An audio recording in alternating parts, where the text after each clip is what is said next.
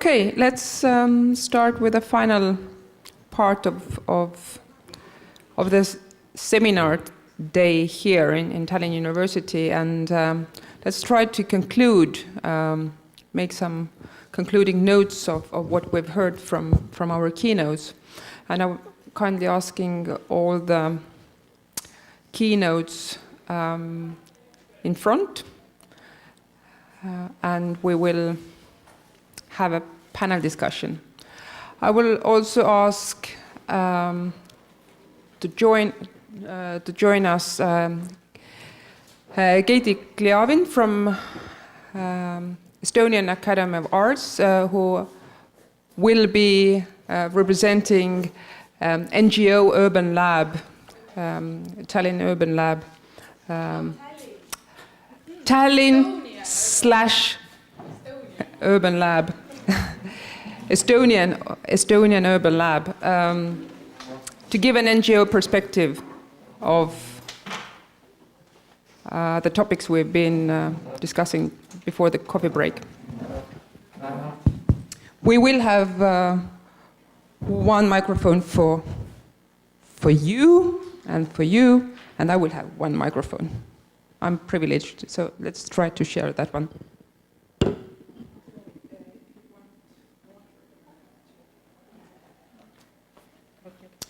And meanwhile, you are all welcome to write questions on the Padlet for the panel members.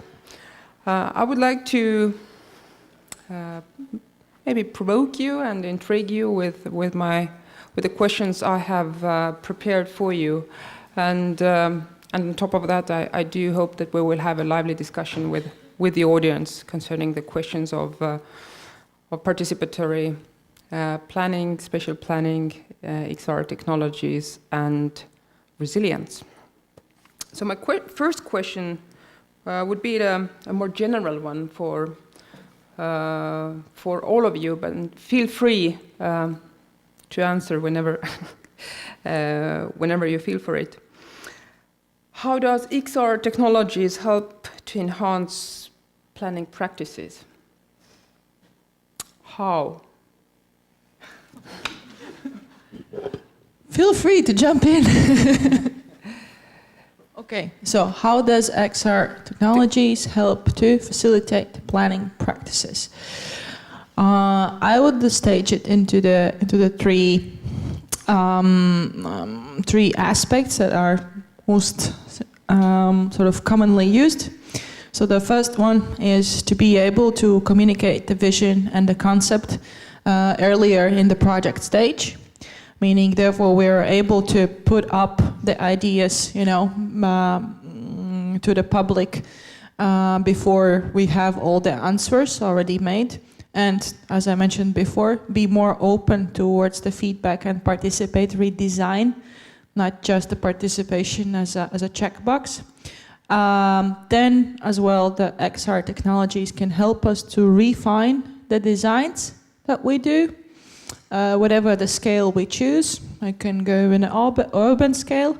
It can go into the sort of the smaller block scale, as I mentioned already before, simulations of the various types of the user experiences, addressing especially those who are with the fewer opportunities or different groups of people or generations that we usually would cost us a lot of time and resource to bring them in and simulate the concepts or explain them.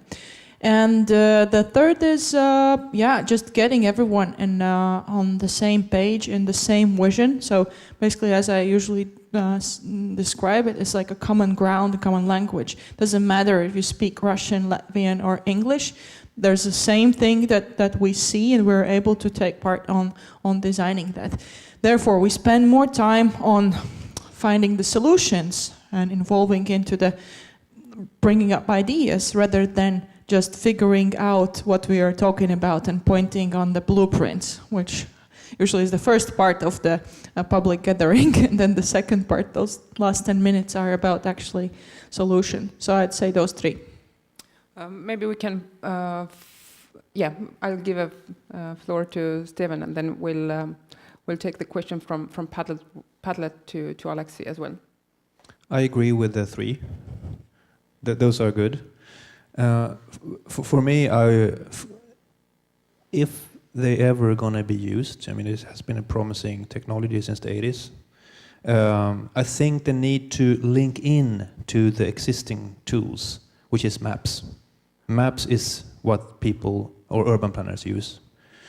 And I think perhaps we can think in different parts of the planning process, where public participation, GIS for instance, and or using citizens as sensors, getting the experiential knowledge into the general plan from the beginning. But then you're going to get these hot spots and cool spots and areas that people love, areas that people hate. And perhaps you can link in the VR to those spots, the red spots, and make some kind of 3D films or whatnot, so that the general public, planners, everyone get some better understanding how to change those spots. That could be one, just out of my imagination. Another thing that I would expect for these immersive technologies would be also the aspect of seasons, because usually when we see architects drawing up the plans or sort of photoshopping these images, it's usually summer and almost you can hear the birds singing. I think in discussing Estonian bicycle routes and so on, there have been sort of things said, like if it's snowing and we have heaps of snow on streets, how it then would look like. So I think XR realities have sort of this kind of capabilities. With a single click, you have winter. Maybe I can read up a question for you, Alex, and then you can... May I first? Is it possible to answer this question yes, first? You may. Great. I kind of agree everything that what has said already. One thing that I would like to remind you that like nowadays, for example, when architects or urban designers, they do designs, we are mainly working in 3D environment already. So the product, like the vision, is there. Now we just need some tools to share it, and so that's where XR play a huge role. Then already a second, or also a second aspect in this one, you said that getting everyone involved. That's completely true, but most, or what is actually more important, is getting the right stakeholders to involve the project. It can mean like everyone, like all the residents or citizens. But for example, when we are working in with, let's say, complex problems or also in smaller cities, we need to, XR technologies could actually be very useful to, let's say, divide, for example, some kind of a plan into different kind of themes that we then, like, let's say that if we work in this project, there is this, if I understood right, a smaller city, 100 kilometers from Riga also.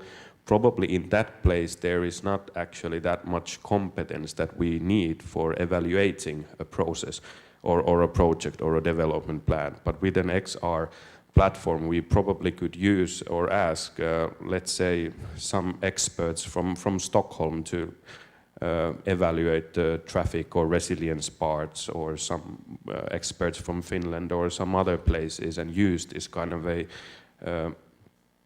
much more competence backgrounds, like along with the citizens and locals also.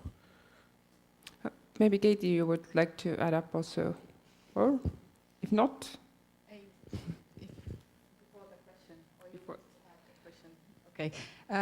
Thank you for inviting.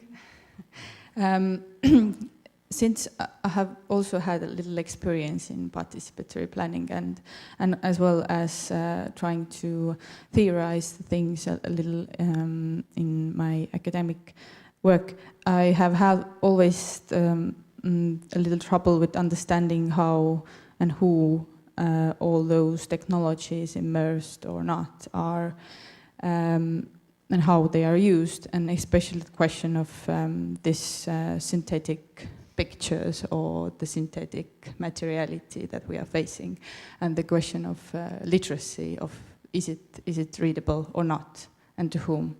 So I think the most important part, which is stressed, or that I'm totally agreeing, is with that whichever technologies we immerse or use, we need to have this part where the technologies also can be interfered. They can be created by the audiences, or how you were saying that, not the audience, but the participants. So I think if we take our regional context, it's a little not so comparable to the works that perhaps Aleksi is doing up in just a few hundred kilometers.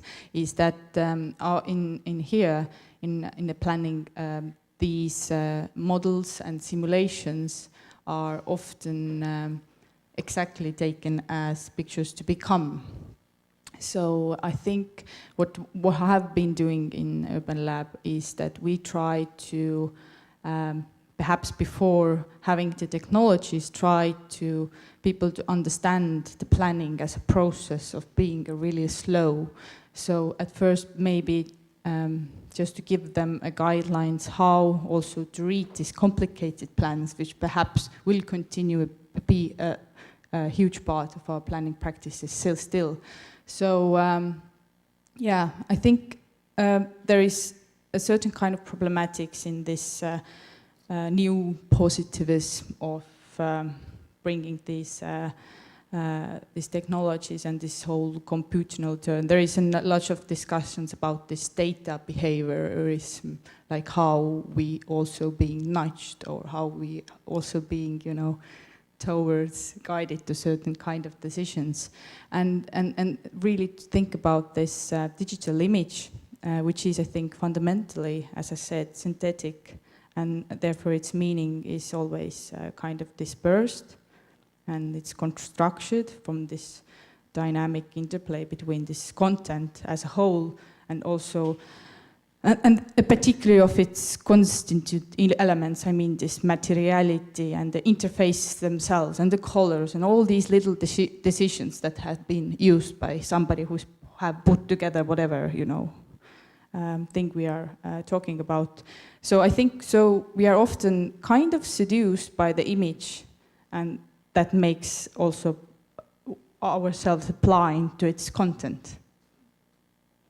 And let's take Alex's question related to, can I scroll it?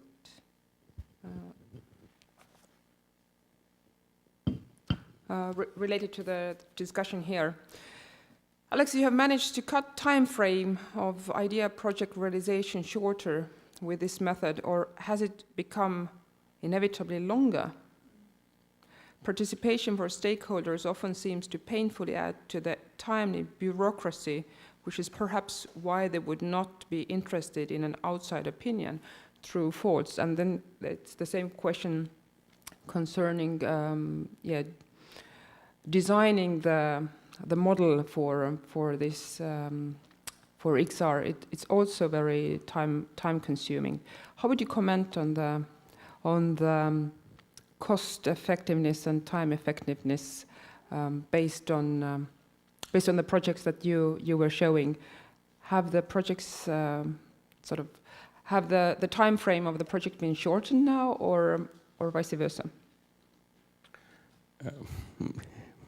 Yes and yes. So it always depends. Like if I give you an example, I think it would be easier to understand. For example, I think in Sweden as well, but at least in Finland, like the participatory and processes and hearing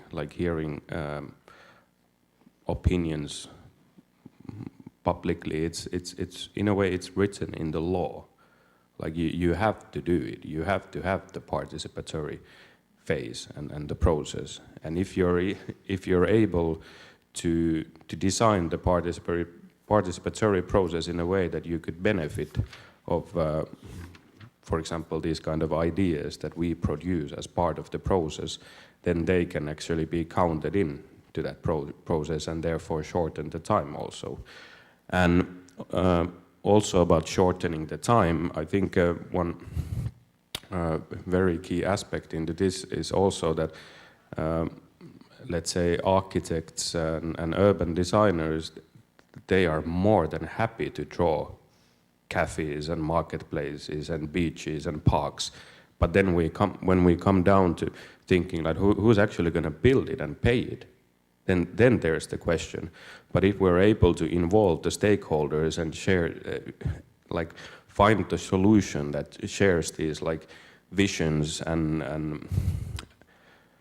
how would I say, like we're trying to benefit as many stakeholders as possible, then probably we can come up with the solutions that the residents will get a new cafe, plus an art museum, plus some apartments into the city. So, and I don't know, the plot was there empty for 15 years, so I would say we cut down the process 15 years. And well, but it's always like it's case related. And for example, for cities, because we are trying to start discussion, for example, with these kind of visions and participatory processes, like if we were able to, how would I say, arouse interest in, for example, in private investor who wants to carry on with that project. Of course, it saves the money of a regular taxpayer because the city or the public sector don't need to carry on with that anymore. I like the point that you addressed, which was about the branding strategy, which is nowadays embedded in the process. So beyond just visuality, maybe that's something that in the long term you can say there's a payback. If you invest in that participatory process earlier in the project, it is the first stone, let's say, of your brand, and those guys who are taking part in that whole design process become ambassadors of your future brand. So in this case, like nowadays in the business, the brand has been discussed a lot, and I think for the cities and for the new projects, it's even more discussed. And the shrinking cities and shrinking regions, as the Nordic ones, have to be more careful with it on building a relationship with your audience, which is citizens in this case, or investors, or new startups, new companies that should come into the region. So the process becomes a brand, and if we look from this perspective, then it's worth to invest in the brand because that's your net worth. I have just a side comment is that I think, yes, all is agreed, but again, don't you find that some of those things that, for example, you are doing is not the things that the municipality is also doing? I think it's here in Estonia, there's this this kind of that you have a client that understands why it's important is that we also have clients who understand why it's important. If we talk about local municipalities or other stakeholders, but rather there is a problem where then some process is being started, then there is this, which is also a part of the law, there is this procurement. There is always this kind of an thing that, okay, now we need this participatory because we all understand this will, lead us to the better future and so on and so on. But then some kind of a system keeps unfolding, and it happens to be in this way that somebody who is doing the participatory part in the end is not perhaps the best partner. Or it may have like different kind of outcomes. So I wanted to just comment this, that how, or ask you how you work with the client actually. Is it there is many kind of competent centers that offer the same kind of service that you have, or how I don't know how it's in Latvia, but perhaps something similar that we have. Of course, our planning practice is a little different, but we have the same kind of which we share is that we share this same kind of an ownership system, which is totally different from the ownership system that you have. So it's also, this is the lack of funding and because there's so, that stakeholder picture is much more variable here than it's in Finland. So maybe you can give us a hint. Wow, what a question. I'm starting backwards in a way. The stakeholder palette is always different for each design case. It's, for example, the examples that I show for each of these concepts, the whole stakeholder palette is in a way it's designed for that case or developed on the way.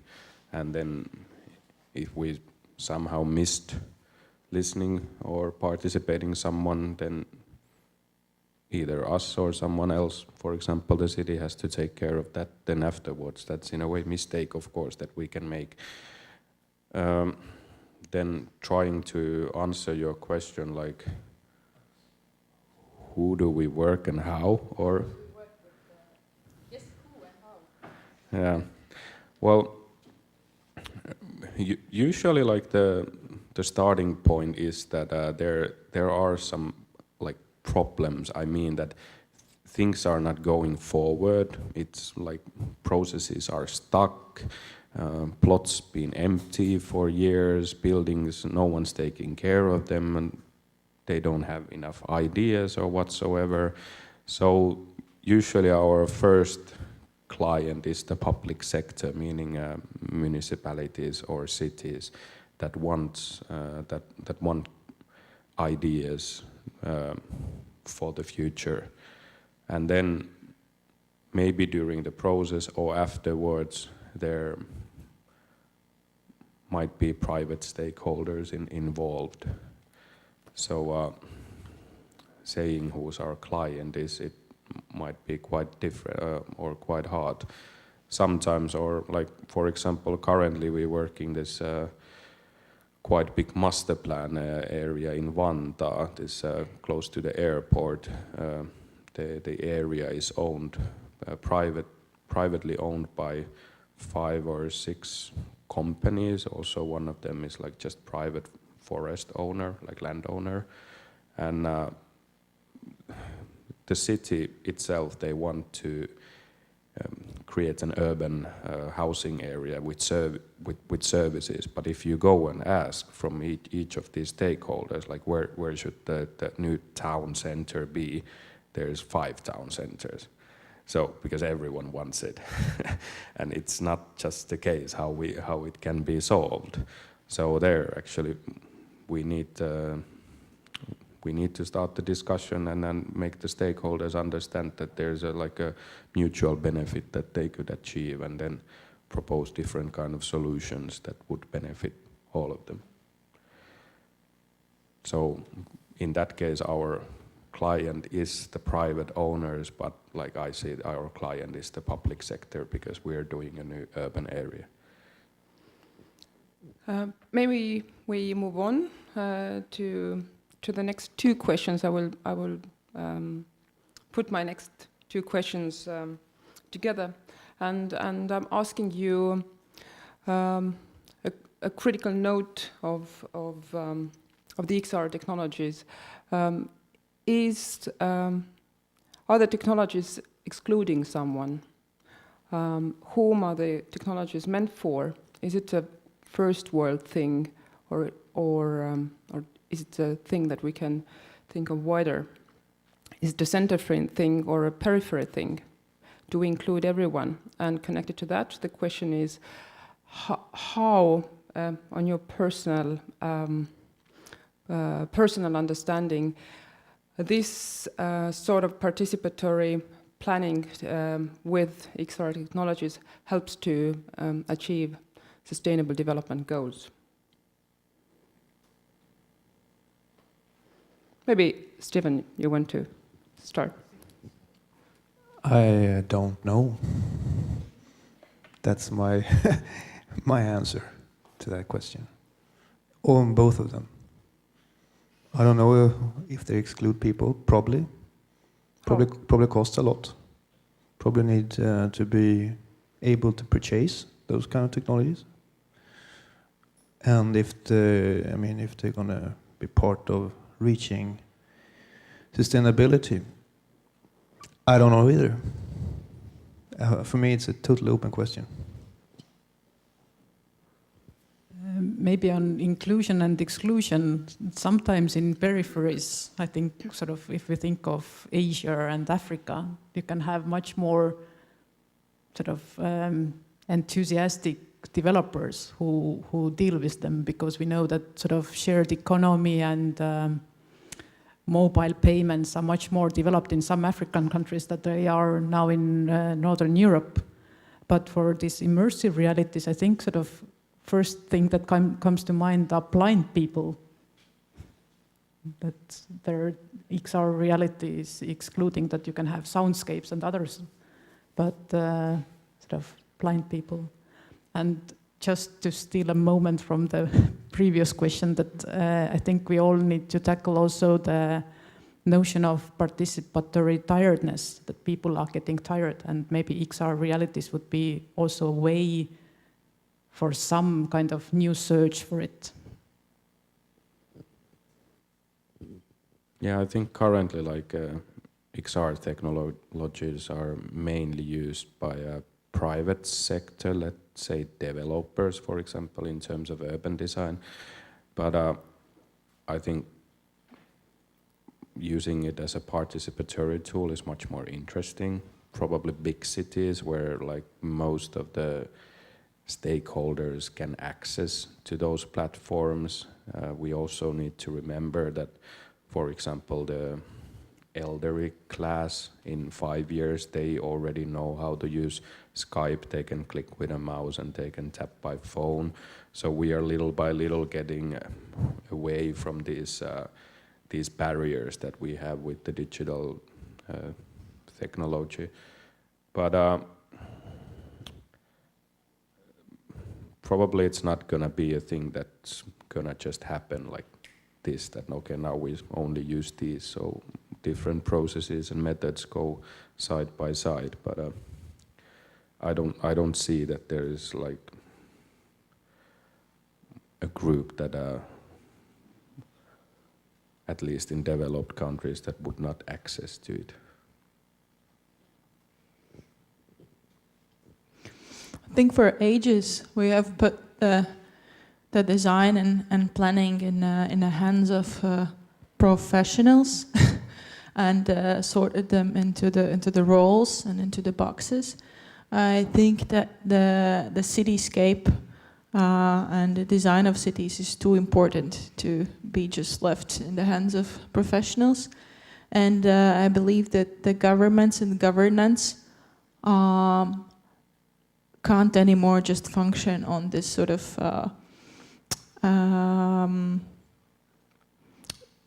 what do you call it? Like that we electorate, you know, that the electorate has to handle all our issues and all our planning. We have to shift, in a way, the thinking towards the crowd sourcing, in a way. Cities are just getting too complex to be handled and designed by the certain groups of people. So just hypothetically, not knowing the right answer, I see at least the light in the end of the tunnel, in a way, that immersive technologies can finally, together with the rest on the blockchain and AI and computing systems, can build, in a way, a new ways of how we can be transparent and honest to each other, and as well to the urban planning. In a way, it challenges the democracy as it is. Perhaps we could get to the point where it is truly direct by being able to source the data that is already invisible in our mobile devices and in our commute roads, and unleash that and visualize that through the immersive media. And therefore a lot of work that now is done within the researches and surveys could be, kind of very directly shown in the real time.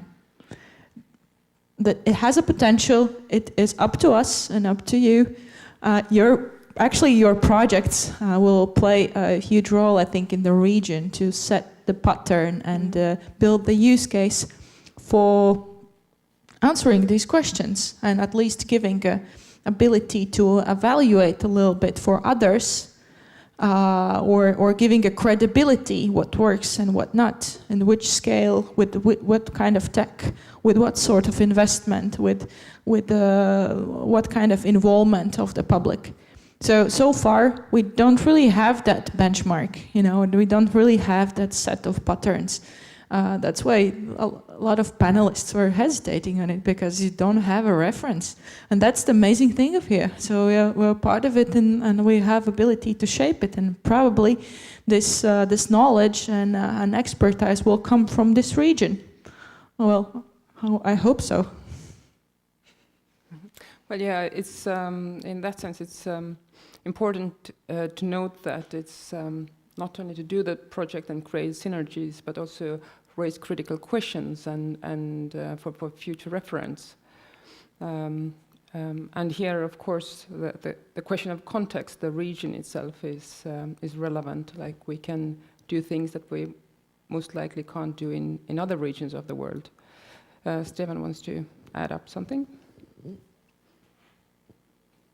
Yes, as a researcher, I need to say "but" also when I hear you. It sounds like you're aiming for sort of an anarchistic kind of system, direct democracy, and parliamentaric democracy has been delivering quite well, I must say, at least in our country. The latest 100 years at least.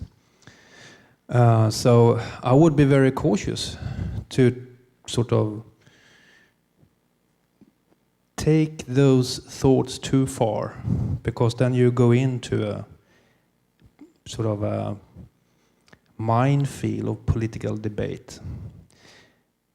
With that said, I think we don't use the knowledge of the citizens enough, and the participatory process we have today are not good enough, and maybe technology can be used there. But to go all the way to sort of to a anarchistic political system, I think that would be the rule of the strongest. A very brutal system, actually.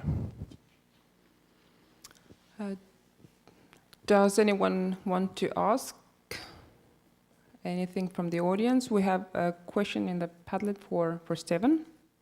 Shall I read it up for you?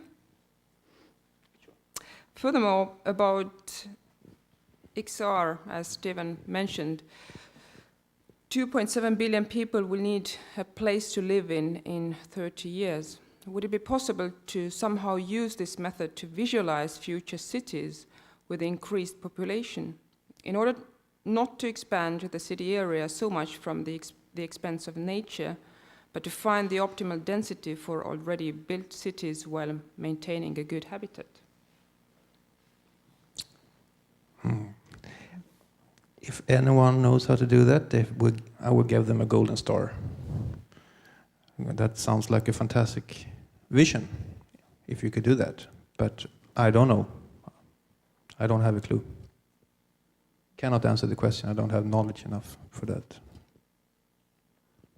I actually had maybe sort of undermining a little bit the question and coming back to the previous question relating XR reality and resilience. I think it would be also interesting to do kind of maybe dystopias, not utopias, but also I think also Keiti can prove that sort of wastelands in the city are rather important places for community gardens and these. So you can also have, I think, alternative realities to development, like you have different strategies and plans. So you can, in Estonian we have now the debate about felling our forest. So you can also, coming back to the resilience question, that if you leave the forest there, what would happen? And if you do clear cutting, what would happen then? So I think XR realities would contribute also to this wasteland management and also help to explain people how ecology in cities would be important. Just before giving the word to Keiti, I would like to thank Stephan for having a day with us, because his plane is leaving in 1.5 hours and he has to rush to a plane. So thank you, Stephan, for coming. We will be continuing with the panel.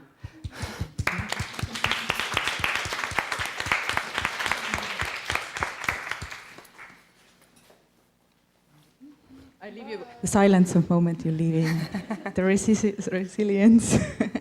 Okay, I just wanted to add a late comment that maybe we don't even need to have this VXR or whatever. We just maybe let's go to the wastelands.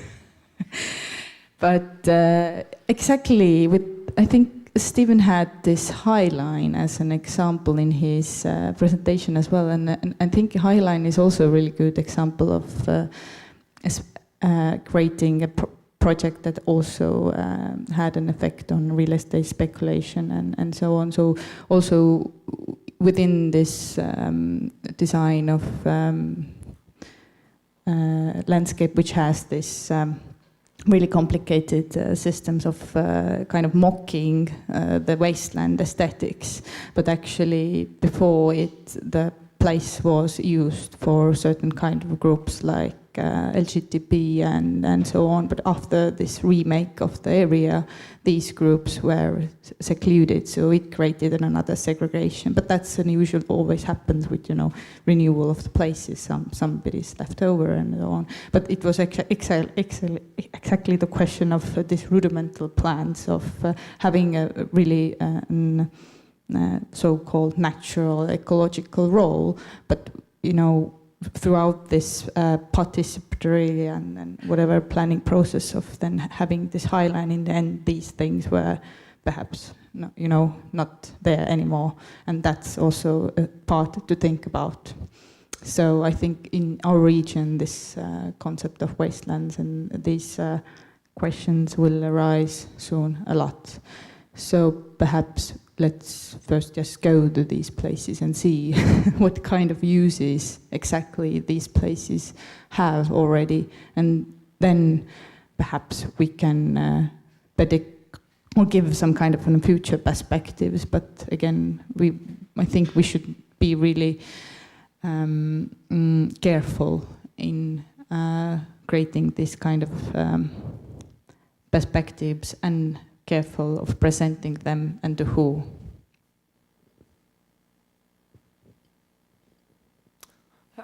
Let's take the final question. I guess meant for Aleksi, but we can widen it up. Is there a difference between participatory planning of public streets and participatory planning of a museum, for example? Is it regulated by the same act in Finland? Participatory planning, when you make a small project, or may you make a larger public space? In Finland, maybe also Latvia, Estonia. Well, yes, there is a difference. Like, the stakeholders are, of course, different. And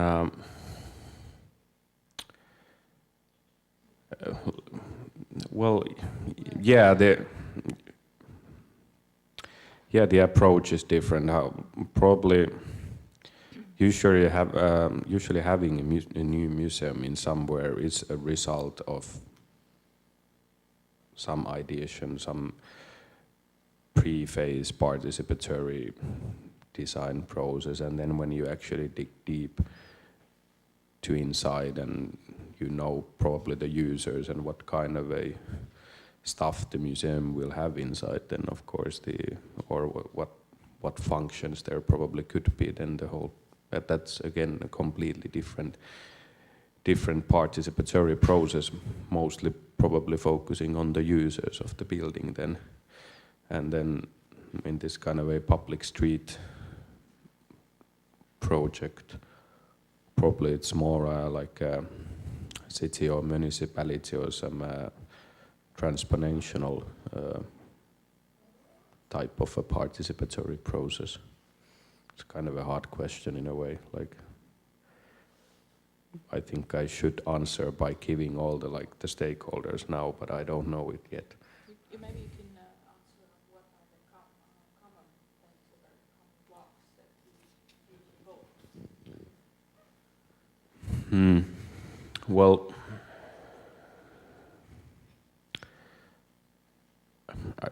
I again want to highlight or embrace that probably having a museum is a result of coming up with some idea. For example, proposing a new museum in somewhere is probably a result of some earlier made design solutions or ideation.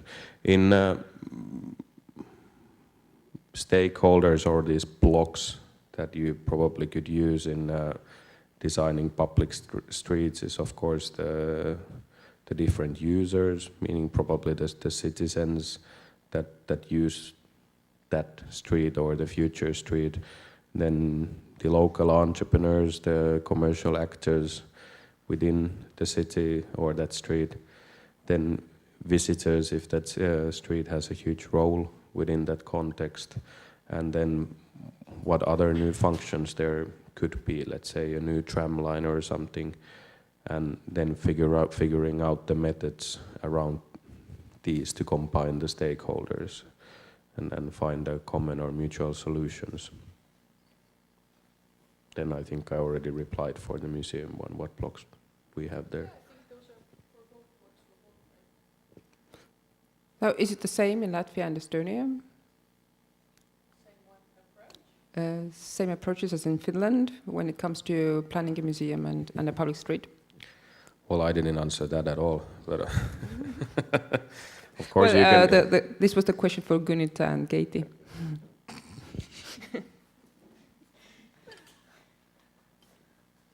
Kind of answer to that. Well, in some level, I guess, of course, the notion about, we're going to build the museum has some purpose and value, and social, economical, cultural, and so on and so forth.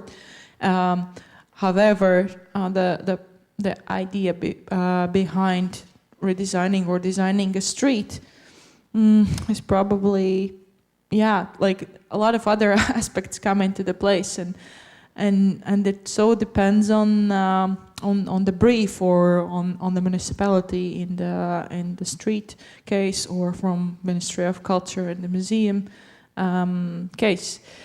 I wouldn't say that like in Riga or in Latvia in general we would be like solving this in a very sort of design-driven, user-centric approach. Brief is in the procurement process, and there are like the legal staging rather takes over than like a design process or like this creative thinking around it. It shouldn't be, but it is. It is just due to the law that, for example, the infrastructure planning, at least in Estonia, doesn't need to have this kind of a process as a part of. So, yeah, but it should be quite to me. Of course, the stakeholders and the procurement and all these kind of things are different, but the participation in that sense should be in both cases. And final word to Aleksi. Yeah, maybe I a little bit jumped onto this like participatory design process, which is like you don't have to have at all. But like for example in museum, like if I have my own plot and I want to do a museum there and I get the building permit, I think I don't have to include participatory design at all if I don't want. But with public streets, it's if it's an infrastructure project, as you said, probably not. But if it's something more related to building design in a way that there actually something happens more than just 5 lanes or 6 lanes. With that being said, I do thank you, the panel, to start with, for the discussion.